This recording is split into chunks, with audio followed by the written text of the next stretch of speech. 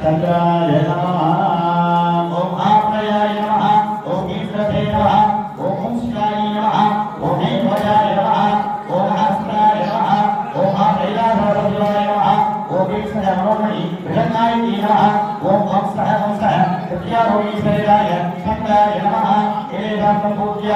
पूजीवर समायुक्तं नाथवैर्ययुतं प्रभोरथोन संयुक्तं साहोर प्रतिक्रियता